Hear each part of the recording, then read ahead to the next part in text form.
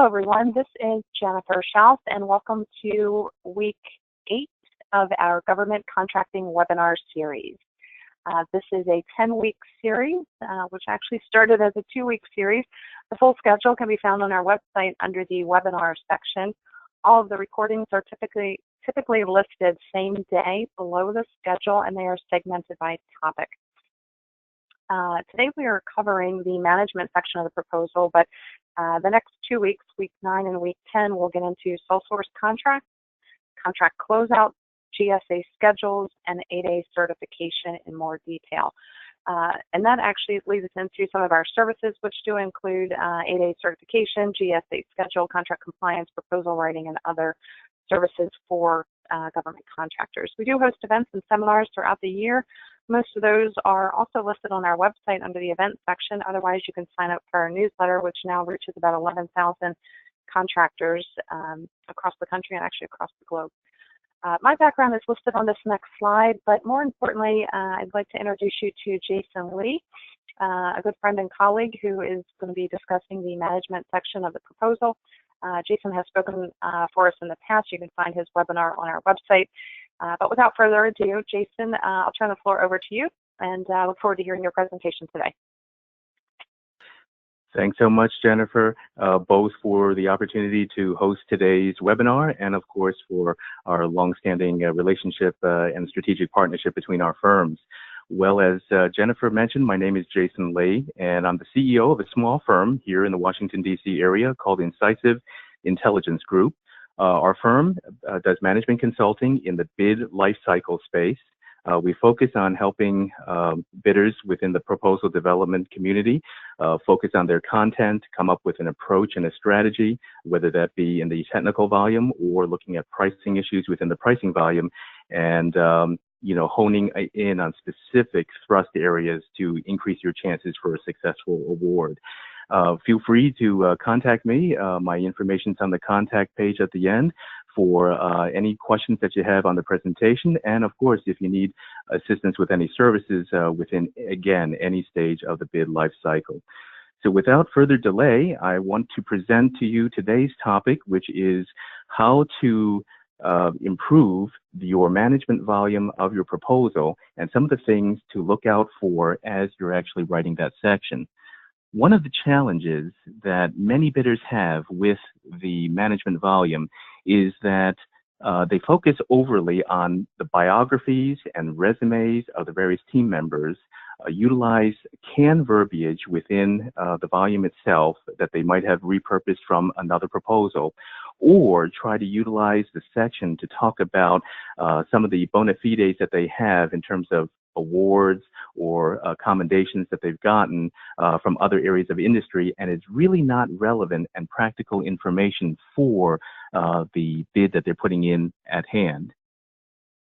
Some of the other mistakes that are often made in the management volume, which is often overlooked, is contradictions in terms of crosswalking the management volume with the technical volume. Sometimes contradictions will occur where the technical approach does not match up with various different milestones or the various different metrics that you're actually proposing to do on the specific project. Another challenge is the large amount of content that is focused on marketing information, talking about your business writ large, talking about maybe strategic relationships that you have with some teaming members. A lot of that information is better left in the appendices, or again, if you're having other team members, for them to write that within their sections of the proposal, letting those partners kind of speak for themselves. Well, let's move right into the substantive part of the presentation here on the next slide. Generally, when I talk about the management volume, I like to break it up. This is pretty much my intelligence community background and training, breaking it up by the reporter's questions, or the who, what, where, when, why, and sometimes how of the management volume's effectiveness in terms of messaging to the source selection officials. In the first category, when we're talking about who, we want to focus on the skills that you bring to the table. Again, not necessarily resumes, but the actual expertise that you have functionally to do various different tasks.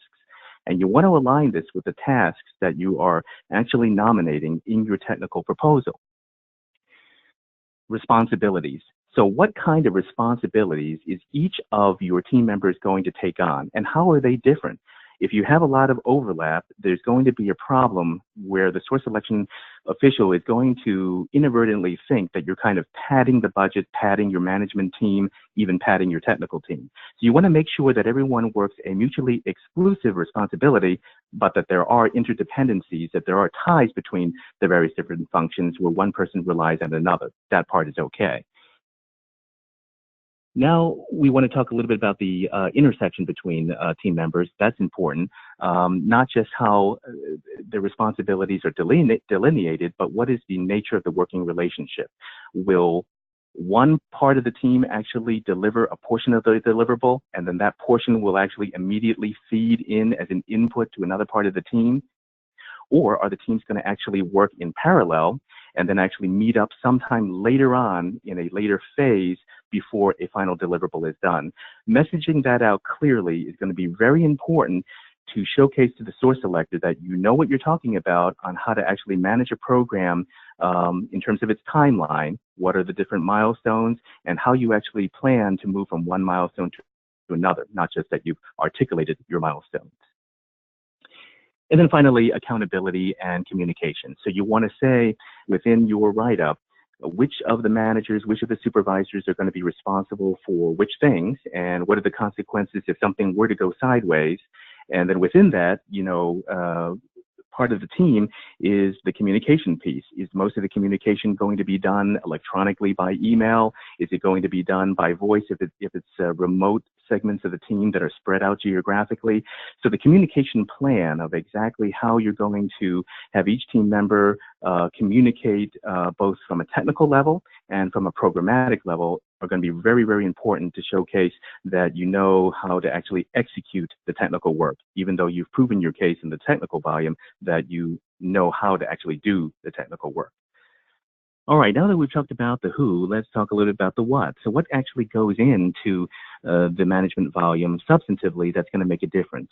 I alluded to a little bit earlier about metrics. So you're wanting to really identify 3 to 5 very concrete statistical bars for what you think are going to be high performance in delivering your deliverable. This way it showcases that you've got a rating system for the source selector, and not just that you plan to deliver any deliverable, but that there's a deliverable of a certain kind of quality that you're looking for.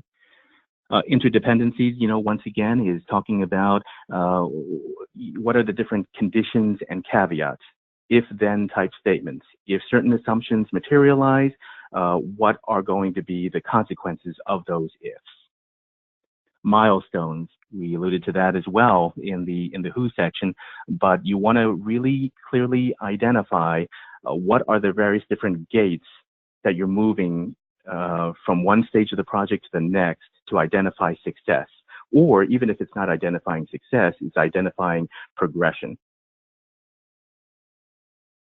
A risk management plan. So in your risk management plan, you want to identify all the bad things that can happen. You obviously don't want to scare away your source selectors, but you do want to talk about the kind of risks that you think you'll face, what happens if you do encounter a risk, so what is the actual remediation, and then what you think that the source selector should look out for so you can manage their expectations, meaning that you want to communicate that success of the project may not be fully all in your control. There are other kinds of catalysts out there that could affect the success of the project. You want to be careful that that's not taken as an excuse for kind of like a backup plan to ensure if you do fail that you have a kind of a way out. You don't want to go that route, but you do want to tell your source selector that that there is a realistic plan that you've got just in case bad things do pop up sometime in the project. Okay, let's move on to the next section, which is the where. So where are you actually going to be conducting your services? Most of my background is within the expert services area, so this may be a little bit more applicable to those bidders who are looking to put in for research and development or science and technology type projects. But in those cases, as well as other expert services, articulating the facilities. Are you going to be utilizing the facility of the federal client or the foundation, your funder, or are you going to be having your own facility? Will it be a shared facility? Will it be one that will be shared among, again, teaming members of a teaming arrangement? Though all those things are going to be important because the funder is going to want to know where you're conducting these activities and whether that facility is actually relevant and appropriate for conducting the kinds of services that you'll be providing. If you're going to be doing something of a science and technology nature that involves physical sciences, you're going to obviously want to have laboratory space. If you're only doing it in an office space without laboratories, again, you won't be able to showcase the realism of your ability to execute something within that particular industry, within that particular specialty niche. Remote work, that goes to facilities. Will some of your team members be working from home, a home office? Will they be working geographically spread out, maybe not even in the United States, actually working overseas? Those are very important aspects to look out for. And then finally, program reviews. Suggesting that not only do you have the metrics for successful performance, but how are you actually going to communicate the self-evaluation of your own performance? Are there going to be program reviews mandated by the funder? And if not, are you going to mandate program reviews of yourself so that you can actually require a standard for your own team to proactively brief up various different performance successes or even failures to the funder without them prompting you to do so? Okay, let's move on to the when. So this is all about time-driven type issues. The first thing that always comes to mind is deadlines. So what are the deadlines that are out there that are most important? You're going to want to reiterate the deadlines that are in the requirements within the RFP or the BAA, but then also deadlines that you're going to put on your own team, self-imposed ones. Once again, the harder you are on yourself, that's going to really message to the source selector that you kind of have a very tight ship that you're running, and you're doing so proactively without them prompting you. Similar to that is within the workspace and within the interdependencies is the work that you're going to have your team run based upon shifts. So would it be a 24-hour operation where you're breaking it into 3 shifts of 8 hours or some kind of other similar format? If there are shifts, you should definitely talk about it because if you're only going to leave it very vague, they may think that you're not putting in enough hours within the FTEs that you've actually nominated, even though you kind of have calculated it behind the scenes that those hours are going to be spread over shifts. If they're not explicitly put out there, the source selector may not know. You always have to go on that rule that other folks may not be able to read your mind. The more explicit, the better. The more detailed, the better. But try not to ramble on, using up valuable paper real estate. And then finally, the decision points. What are the different decisions that you think are going to have to be made by your supervisors of the project and by your technical team members? And what is the turnaround for those decision points? So that's kind of why I put it under the when section. All right, well, let's talk about how, which is our last category. And there's really only 2 different aspects under the how section. One is logistics. Really, what are the procedures and the policies that you're going to have in place? Even if it's only a project that you're going to be running, a term project for a funder, and it's not a standing program, you're still going to want to have standardized procedures. The source selector is going to want to know that, especially if you have a large team, that certain team members aren't going to follow their own procedures versus the other side of the team that's going to follow their own. That's going to showcase that there may be some inefficiencies. Those inefficiencies may interject themselves into the quality of the deliverable. It'll just leave a lot of doubt, and that's going to really affect the rating of your proposal in that source selection room. The second and final piece is your assumptions and caveats. So similar to what we talked about with if-then statements, you're going to want to outline the different assumptions for the conclusions and the promises and the commitments that you're actually making. Very similar to what we discussed in the last webinar when I talked about some of the elements of clarity of deliverables. The same thing is true here, where you're going to want to articulate those assumptions so that this way your source selector understands why you think the way you do. Otherwise, if you don't, they may come to different conclusions, or they may disagree with your basis and say that deliverables can be done a completely different way, not understanding that you're actually putting some parameters of how those deliverables are going to be delivered. Okay, well, that's all the time that we've got today, so I'm going to try to throw things back to to Jennifer. I really appreciate everybody's time in attending today's webinar. Again, please feel free to contact me anytime on the contact information page. Email me anytime with questions both on this presentation as well as any services that I can provide you on actual live transactions and projects that you have. Really look forward to seeing you folks again next time on another webinar topic, and thank you for your time. Jason, thanks so much. Outstanding presentation on the management section of the proposal. Thanks everybody who was able to join us today. As we mentioned earlier, next week will be week 9, and the following will be the last and final week in this particular series. Over the next 2 weeks, we will cover in more detail GSA schedule, 8A certification, contract closeouts, and I believe, and sole source contracts. So you can find the full schedule on our website. All of the recordings are listed there as well under the schedule, and they're segmented by topic.